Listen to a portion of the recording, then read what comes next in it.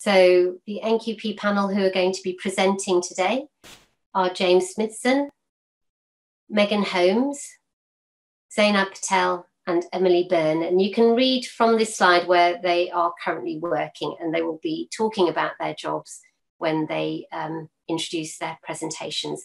And again, this slide just highlights the hashtag for you to use for Twitter if you want to tweet. So this is really brilliant, really excited. And I just want to then move forward and present James Smithson to you. So James, over to you. Hello, everyone. Lovely to kind of see you all. I was at the RCSLT Student Day last year, and I found it incredibly beneficial and a really great networking event. And it's so exciting to see over 370 people, a little bit intimidating, but 370 people today. So yeah, really great to be a part of this. That first slide kind of sums up how I felt when I graduated. But just to introduce myself, I'm James, and I am now based in Norfolk, working at the Norfolk and Norwich University Hospital, and I work in the adult acute team here. So a little bit about my journey so far. I'm actually from Leeds originally. That's not a real picture of me, although maybe it will be in a few years' time. I moved to London a bazillion years ago, where I went to drama school and trained as an actor. I became interested in speech and language therapy. My dad had a stroke, and I got introduced to speech therapy through that, so sort of volunteering, shadowing things.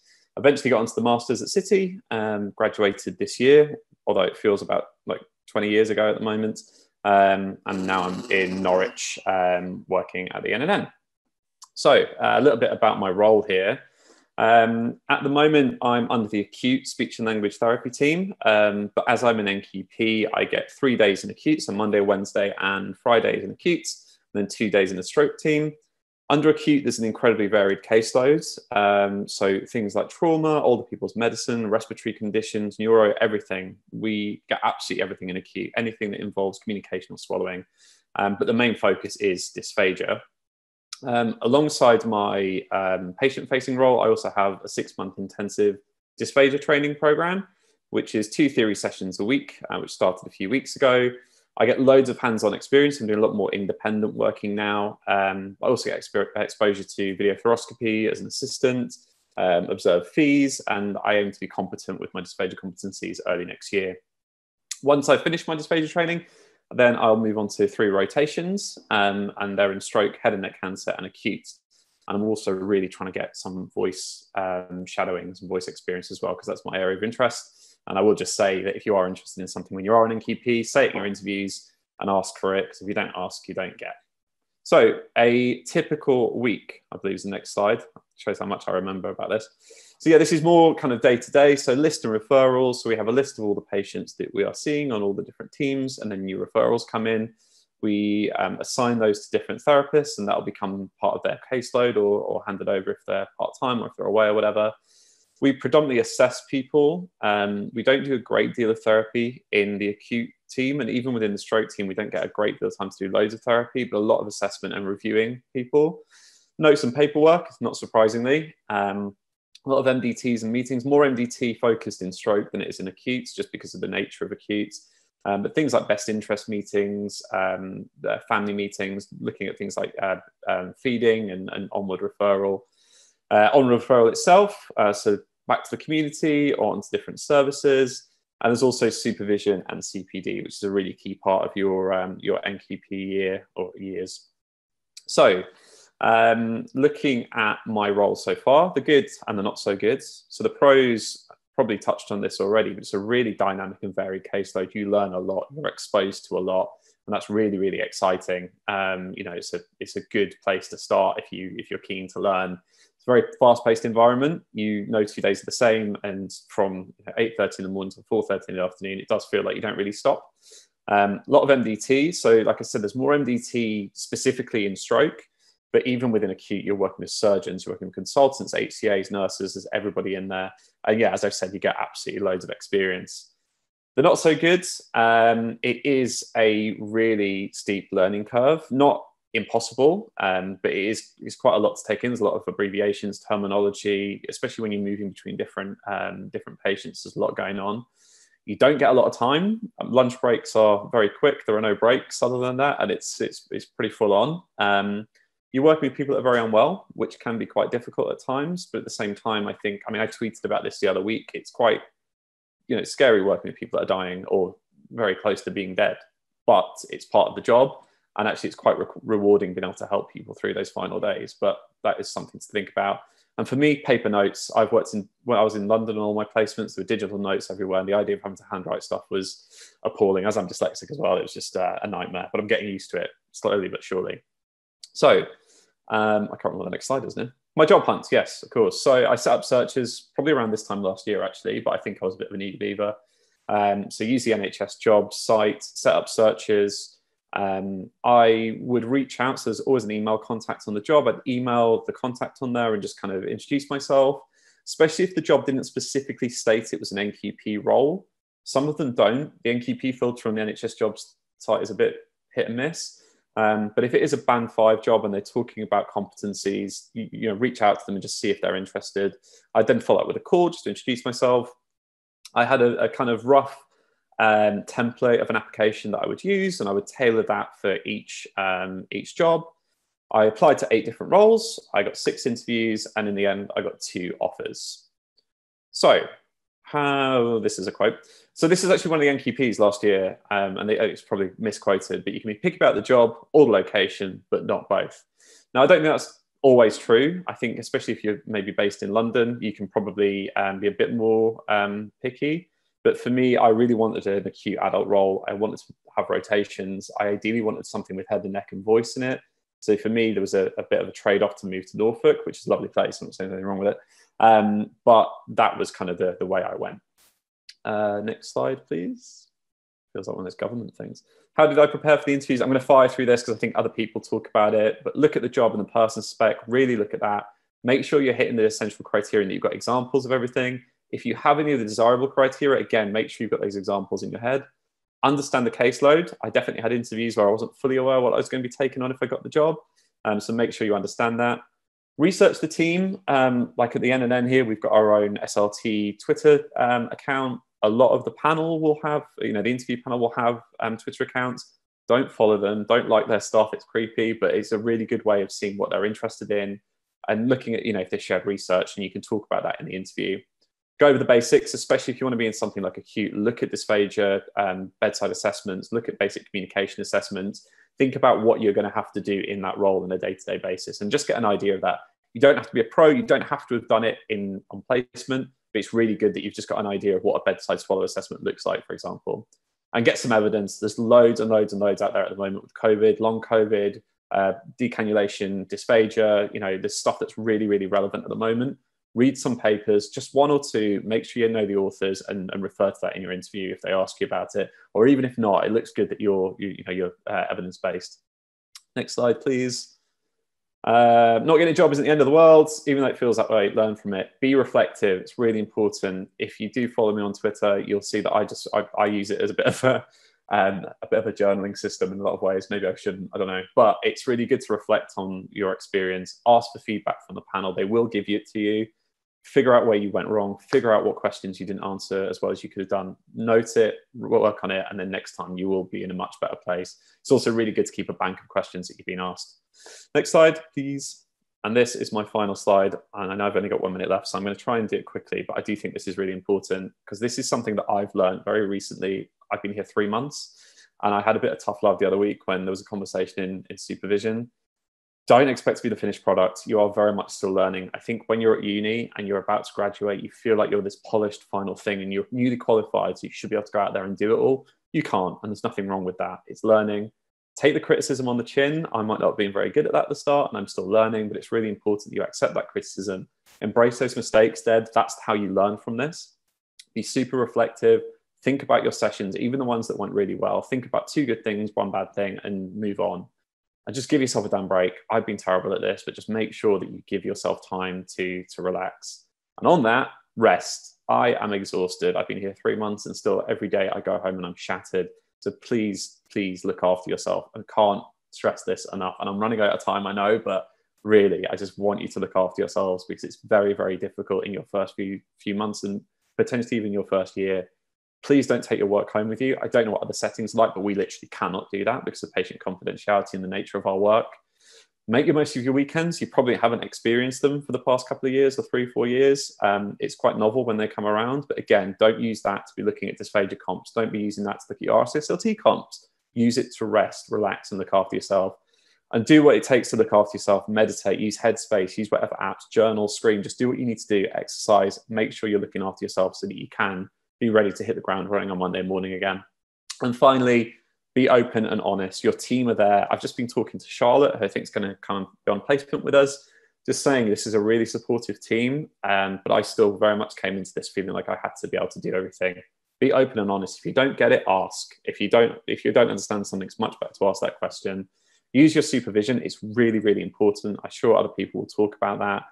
And yeah, just don't pretend you know stuff if you don't. There's no point. It gets you nowhere. And I found that out firsthand. So please learn from my mistakes. And if you don't get it, put your hand up and ask. Even in MDTs, even with the highly paid consultants, just ask what that term means that they said, because chances are other people won't know it as well. I think that's everything. So thank you. If you do have any questions, I am on Twitter. I really like Twitter as a platform to network, but also to reflect and to learn about upcoming research and other people's experiences. So I'm at SLT Smithson. Please follow me and chat to me, and just all the best with the next few months. You're going to be amazing, and just really try and enjoy it. And over to Megan. That was quick.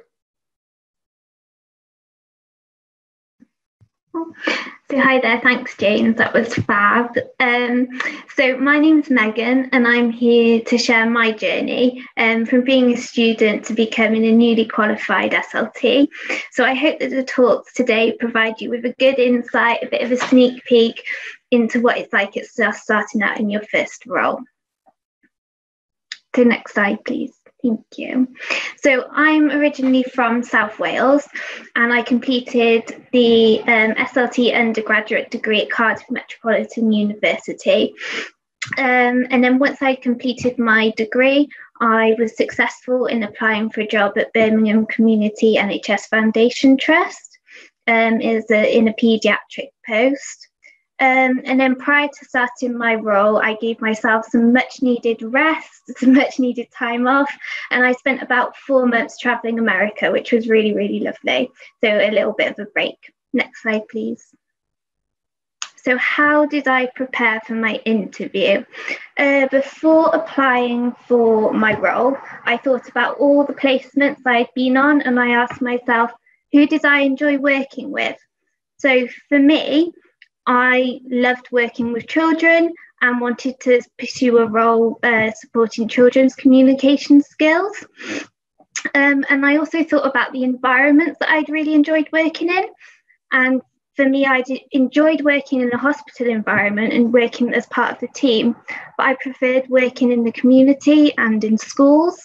So I liked working in the variety of settings. And I remember spending a lot of time on my CV to make sure that it was really specific to the job role and person specification. So I also provided examples of how I met the trust values.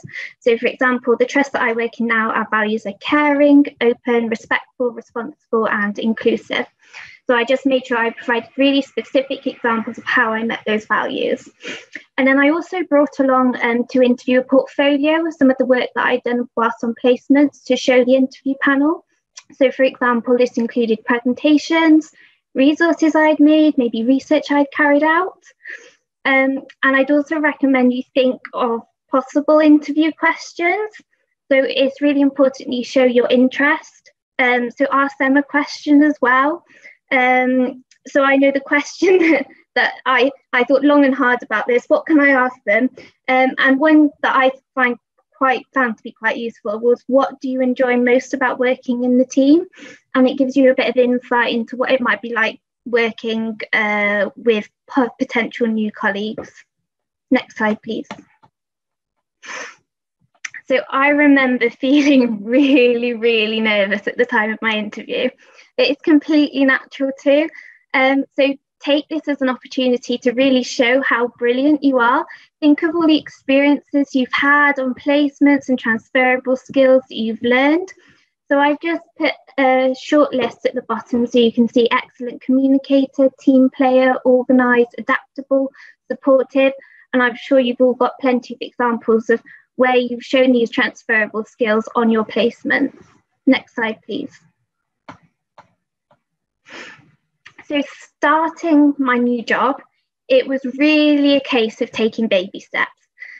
So I wasn't expected to begin carrying out assessments and therapy on day 1, nor was I expected to on day 3, day 2, day 3, day 4. So in fact, the first couple of weeks were just purely an introduction into working in the trust, and this was followed by lots of opportunities to shadow my new colleagues. Next slide, please. So just when I thought that I'd found my patter, we had COVID. So COVID hit, and this meant I had to adapt to a new way of working. But we were all in the same boat. We were all in the same boat of changing the way that we work. So we started carrying out physiotherapy, and this meant that I needed to really stretch my inner creativity. I was making virtual resources such as PowerPoint, some of my favourite being virtual top trumps or virtual pop-up pirates. And I can definitely say my confidence and competence with using the computer has improved. Next slide, please. So I love my job because every day is different. So I work with a really diverse population across Birmingham. And as part of the community clinics team, I work at several health centres, and I also get to carry out school visits to support children in their school environment. So during COVID as well, we set up a speech and language therapy advice line, which I'm lucky enough to operate on a Friday. So that's giving advice to professionals and parents that might ring up seeking some support. Next slide, please. So when I started with the trust, I was allocated a supervisor, and this gave me the opportunity to really have a go-to person to discuss any clinical cases, whether it be a tricky case or whether it's just to share what has gone really well. So I also take part in group supervision, which is a great opportunity to learn from others. And I also started with a number of other NQPs, and we set up a journal club to discuss our practice and new research. So I recommend taking part in as many opportunities for supervision as you can. It's a great way to learn from others. And it also provides you with the opportunity to get your capabilities signed off. And I would really emphasise, don't rush, go at your own pace. You have plenty of time to get these signed off. Next slide, please. So resilience and managing self-care. When studying, I found it really important to make time for myself. And I know, especially towards the end of your studies, this can be easily forgotten about. So for myself, I allocated a certain amount of time for a project, including Project Me, to make sure I was looking after myself. So I had frequent conversations with family and friends, and this helped me to keep things in perspective when studying. Next slide, please. So my golden nuggets of advice. As James said, don't be scared to ask for help. No one knows everything, and you're not expected to know everything either. And do take care of yourself. Remember, you've got to nourish to flourish. And really be prepared for a challenge. It's an exciting time at the start of your career. Next slide, please. So things aren't always going to go to plan, and especially when you work with children, maybe in a session that you've planned. And so just like they say in Frozen, when things don't go to plan, just let it go. So I often sing that song in my head. So there have been times when I plan activities and a child doesn't want to participate. And in fact, these occasions have supported my ability to adapt and grow and follow a child's lead. So it's not the end of the world. So I think that's everything. So I'm just going to hand over to Zainab. Thank you, Megan. That was a really good presentation. My name's Zainab. I'm a Band 5 newly qualified speech and language therapist. So a little bit about me is, so I studied what was speech pathology and therapy at MMU, so Manchester Met. I think they've changed it now just to speech and language therapy. I finished university in November of 2019 and I officially qualified in January. So I started applying for jobs around August time, just because I felt like I really wanted to get an idea of what interviews were like, the kind of questions that they would ask, the process, things like that. Because I think the more experience you have, for me, the more it helps. So I applied for a range of jobs, and then I got the job offer that I really wanted, which is the one that I'm doing now, and that's as a rotational speech and language therapist in the mid-Yorkshire hospitals, working with an adult client group. So I started working in January as a speech and language therapy assistant until my HCPC registration came through. And then I started my first rotation in the acute setting. And this is part of the Mid-Yorkshire's training and development programme, where they sort of had ring-fence time for us band fives to really get to grips with our CPD, our competencies, supervision, things like that. So I've just submitted my evidence for my NQP competencies and for my dysphagia training as well. And I'm due to rotate to the community speech language therapy service in January, so next month. So my job role and typical working week is that I think in an acute setting, it just varies so much, it's never the same. So as I said, I'm a rotational speech therapist, so I'll be covering acute, community and the stroke service. I'm currently based mainly on the acute wards, so my job includes independently assessing and managing dysphagia in a range of patients. For example, patients with dementia, COPD, multiple sclerosis, stroke patients, generally elderly population, and more recently with the pandemic, patients who have had COVID-19 and their swallowing has been affected because of that. Like James said, a big part of the role is also the discharges of patients with their episode of care, so that's referring to community services, referring to other services, etc. I've also helped out, particularly at the moment, if we're short-staffed and things like that with stroke patients, so that's communication and dysphagia. And then prior to COVID-19, I was gaining experience in voice outpatients and ENT clinics. A big part of my job is working with the MDC, as decision making is like joint decision making, so including in dysphagia management, handing over recommendations, if there's a feeding at risk decision, capacity assessments, complex decisions, things like that. I think with the acute setting, no two patients are ever the same, which is something that I really enjoy because you never know what you're going to get. Next slide, please. So how I prepared for interviews was I researched potential interview questions. So I thought about sort of scenario questions that could come up or questions like that, and I asked my sort of peers, my colleagues, things like that, other people who are applying for jobs at the same time, because it really helps. And then I had an idea of evidence bases and current legislation, so I looked over RCSLT legislation, NICE guidelines, things like that. I said examples, because I think you have to sort of ground what you're saying to something that's happened. They want to see it in practice. I researched trust values, questions I wanted to ask at the end, and then I made a pros and cons list, so what I really wanted from the jobs and what I didn't, so it helped me sort of figure out where I wanted to go. And I thought about interpersonal skills, because I think it's not always just about your clinical experience. They want to see how you fit into a team, how you're going to work with other people, things like that. And I said prepare for case studies, as in my interview we had a service user was part of the interview process. Next slide, please. So supervision and completing competencies. So like I said, we have ring-fence time, regular supervision, discussing of job plans every 6 months. And then prior to my dysphagia training, we had Mondays that was specifically allocated for CPD time, meeting with the band fives, supervision, case discussions, things like that. I said about the dysphagia competencies and the NQP competencies is using reflections and evidence based on your practice. Next slide, please. My top tip for building resilience and self-care is definitely having a strong support network, and I think that's really important, taking support from other people who are in the same situation as you, other band fives, your friends from university, your family, and I think that's definitely helps you keep going, especially with your NQP year. It can be quite a tough year, it's such a shock, but definitely having a strong support network helps.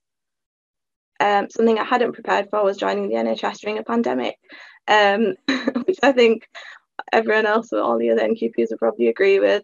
But I think with that, a lesson from that is that you can never prepare for everything, and you never know what's going to happen. And you kind of surprise yourself with how much you can do and how much you manage. And I think this has been a learning process for everyone. Next slide, please. So my key points for you guys today is to not feel like you need to know everything. And I know, like Megan and James have also said this, that you come out of uni thinking you're going to know everything and you know everything about everything, but you don't, because you start learning when you start the job and when you start seeing your patients and things like that. And the balance. So I think I found this hard at the start, was finding a balance between work and home, but you definitely need that balance, otherwise you don't want to be burnt out. And this is another thing that we've already mentioned, but I think it's a really big thing, is that don't be afraid to ask for help, because no question is a silly question. I ask for help all the time, and everyone wants to help you. They want to make you be the best that you can be. And to be honest, everyone's learning, even your band sixes and your band sevens, everyone's always asking questions. I think taking support from your peers and your colleagues is definitely a big thing, because they've either in your position or they've been in your position, and to take every opportunity. So whether that's CPD, leading on audits, leading on work projects, things like that, it'll really help you, and it'll help develop your experience. And the last point is that you will make it, and I put that little graph in the corner because that's how it'll feel like, that you have good moments and you have bad moments, but you'll make it. So on to Emily now. Thank you, Zainab. Sorry, I was trying to find the unmute button. I feel like that's a struggle of working digitally, isn't it? Okay. So hi everyone, I'm Emily and I graduated from Leeds Beckett in July, and I'm currently a paediatric speech and language therapist at Humber Teaching NHS Foundation Trust. And as you can guess, the current climate has made the transition from SLT to B to NQP a little bit different. So I hope that from all of the other NQPs and myself, that it gives you just a few ideas on how to adapt to a potentially new way of working. So as you can see from the slides, I attended the student day in 2019. There's a lovely picture of Della presenting. And I found it really beneficial. I think hearing from the NQPs and the managers, it just gave me that confidence I needed to take the next step to start thinking about the transition. Because all my friends will say, one thing I was saying last year, too adult for me. So I hope you find today just as valuable as I did. Okay, next slide, please.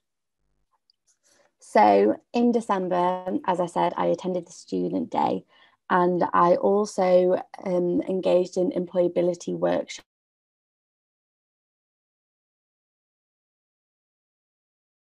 job applications, and take it from me, they are very different to applying for part-time jobs. So there is an act to applying for them, and it was really good to look through that.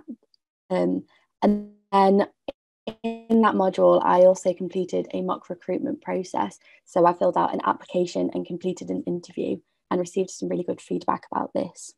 Then in May, I also found a potential job and then completed my application for this.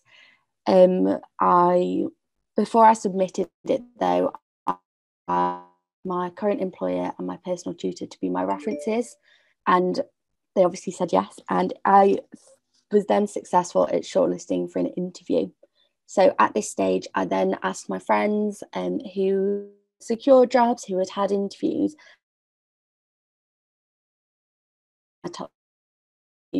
just because it's so useful to learn from each other. And then I was successful in interviewing. So on the 17th of August, I had my first day as an NQP with 4 other therapists. And I really appreciated starting in like a little group of band 5s, because we were all in the same group together. Next slide, please.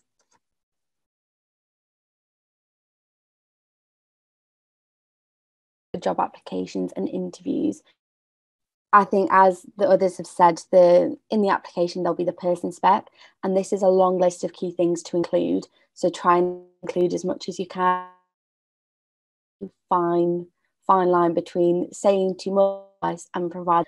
I think the others have said as well, if you contact the employer, it's really useful. Get yourself known by them and give them something to remember. So if you do interview them, they think, oh, okay, that's Emily and she rang up and she asked that question.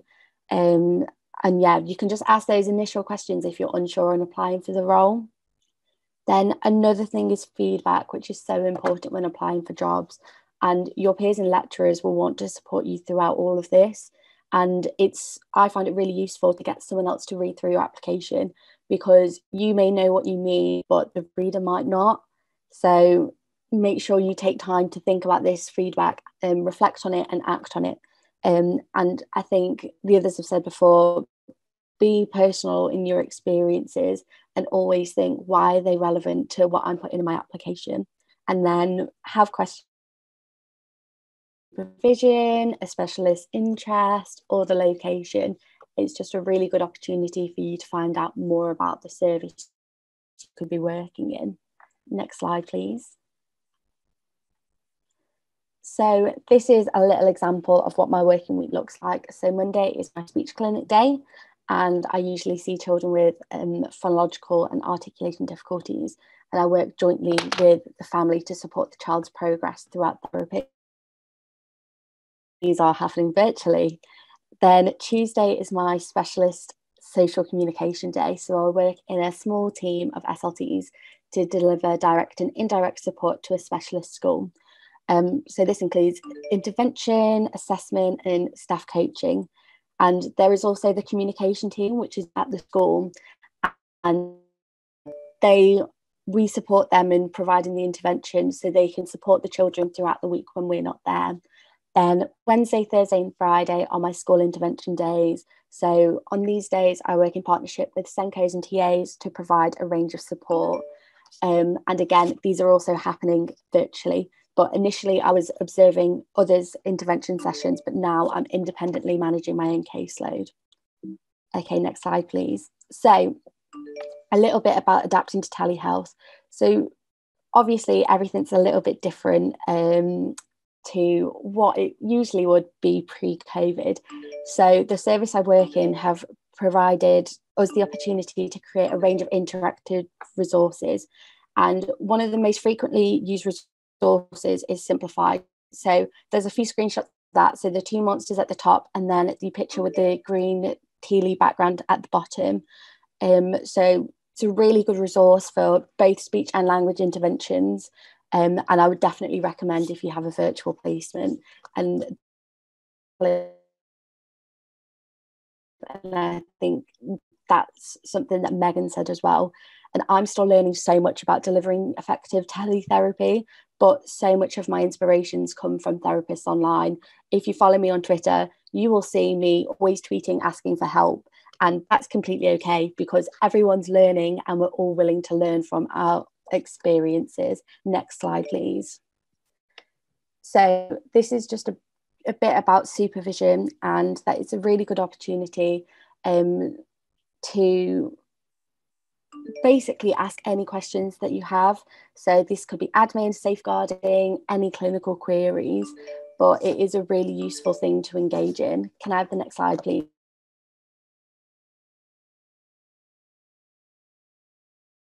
My top tips for today. There's no such thing as a silly question. Everyone will say this to you. And again, the learning never stops. And I think we've all said our learning curve is like this. I say to my housemates every day that every day is a learning day. And I always ask them, what's one thing you've learned today? So we are all learning at incredible rates. And I think it take time, because the job has to be right for you. So think about the location and the job role, because they're just as important as each other. And my final tip is self-care.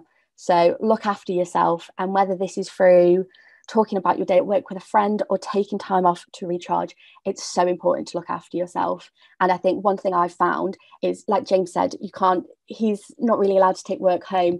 Unfortunately, at the moment, my work is my home. So that balance can be really difficult. But turn your work phone off, turn your work laptop off, have a clear desk and finish work on time. So Thank you everyone for listening. Thank you very much to our amazing panelists, and we've gone slightly over the time, but that's fine. So we'll have a slightly shorter Q&A session now, because we want to make sure that you have your break.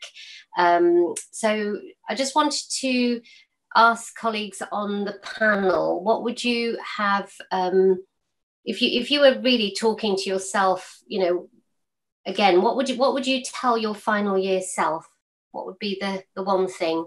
So who shall I start with? So shall I start with Zainab? What would you tell your final year self?